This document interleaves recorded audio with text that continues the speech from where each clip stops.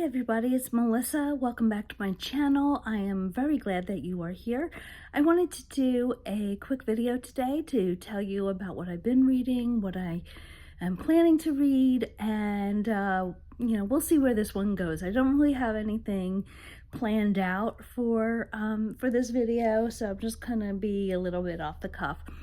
I also wanted to start though with thanking everybody for their kind words on my last video, which I will link it below, but as some of you know, that my best friend passed away 2 months ago, 2.5 months as of this point, so it's been kind of a little bit of a rough time, but initially, like in January, it was really hard to focus on reading and on books. I think I only read like 4 books in January, which is like a lot lower than my usual total, but seem to be getting back in the swing of things now, with reading anyway. Some days are better than others, and but I wanted to acknowledge that because so many of you left really kind comments down below, and I'm really appreciative. And it's really kind of what is the best part about the booktube community, right? Is the way that we show up for each other, the way that we care about each other, and it's just a really special thing. And I wanted to, again, just acknowledge that. So what have I been reading? I'm not going to go through everything that I've read since my last video, and I hope that this is not too wobbly. I am filming obviously in our bedroom, and which seems to be one of the few places I can film in our house, and the tripod is on an unstable surface, to say the least. And I think, yeah. So anyway, so apologies if this is a little wobbly. So what I have been reading. So I have spent most of my week with I Have Some Questions for You by Rebecca Makkai. I love Rebecca Makkai. I think that she is just a phenomenal author. I really liked The Great Believers when it first came out. I don't remember exactly when that book came out, but I remember loving it and thinking it was fantastic. And this book is a little bit different than that, but still equally good. I'm giving this 5 stars. I think that the writing is excellent. The plot moves pretty well. So what's it about, you ask? So Bodie Kane is 40 years old, 40-something years old, and she has, she went to a very prestigious boarding school in New Hampshire when she was a teenager. And during that time, there was a murder. Her former roommate was murdered during their senior year. And there's always been kind of some speculation as to whether or not the right person was convicted of the crime.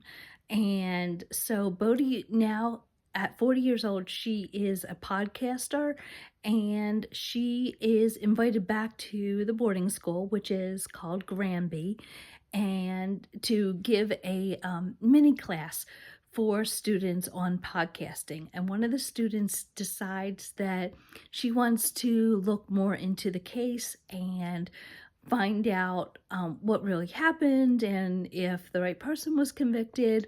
And it reopens all of these memories that Bodie has, and she begins to see different connections that she has not already seen. This book takes place, so Bodie was at the boarding school in 1995, and by the time she's invited back to do the teaching seminar, it's called a mini-mester, so it's like 2 weeks during winter break in February. It is 2018. So if we remember what the cultural environment was like in 2018, this was the time when Me Too was just coming onto the scene, and people were beginning to bring to the surface their recollections and their stories that had long been hidden about men who had been predators and abusers. And so it is set in this environment, and that's important for the context of the story. So so it kind of it unfolds like that. And so it has, some of the characters are people who she went to school with. She is separated from her husband, and so he is a character, and there's a boyfriend.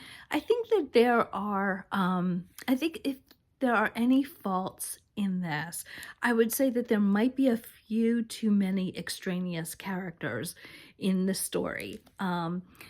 She talks a lot about, the classmates then.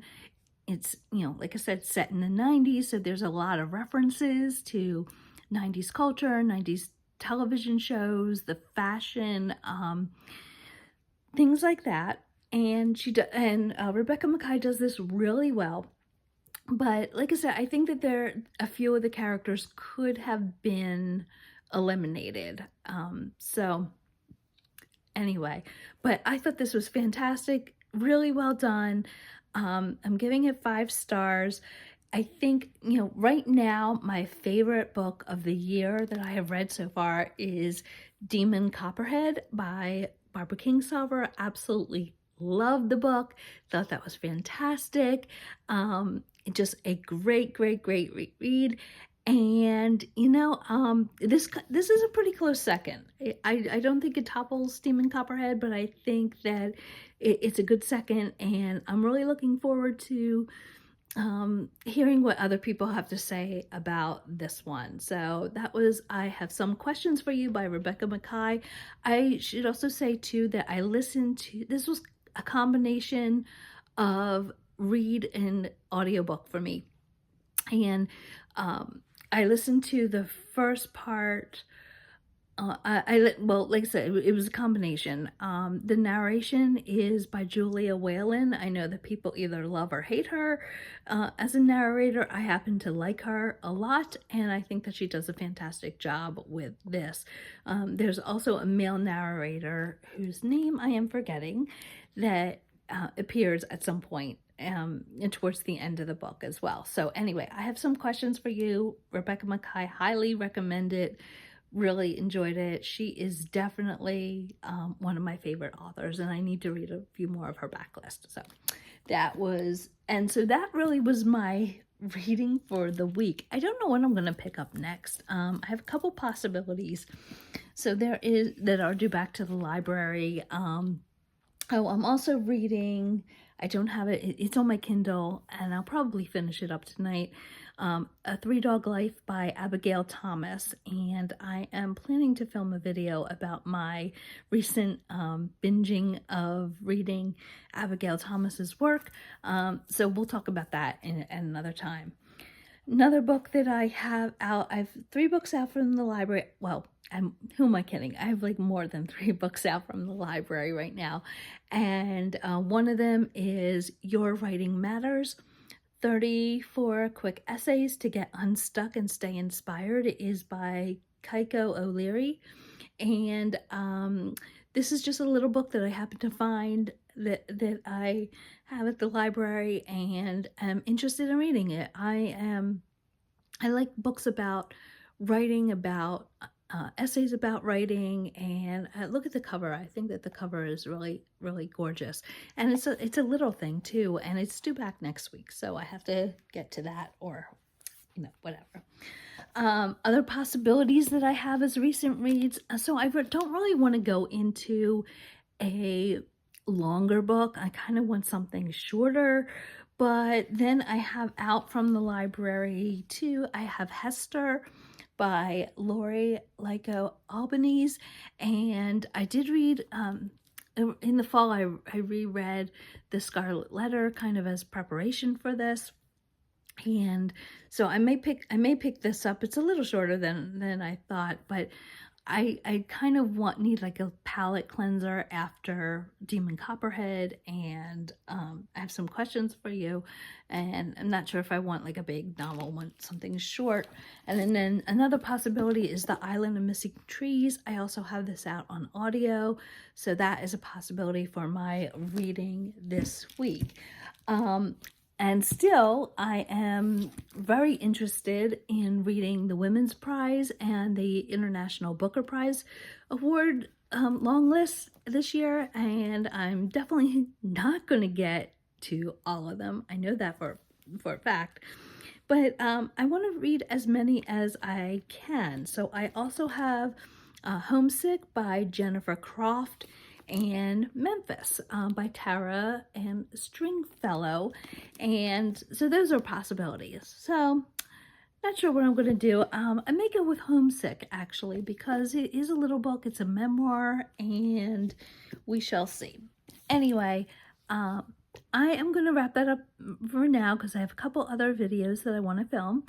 And I hope all of you are doing really well and reading some great things. And again, thank you so much for the kind words about my friend Cheryl. It is a huge, huge loss, and one that will be with me really for the rest of my life. And anyway, but I really do appreciate everybody's kind words. Anyway, thanks so much, BookTube, and I will talk to you again in my next video real soon. Thanks. Bye.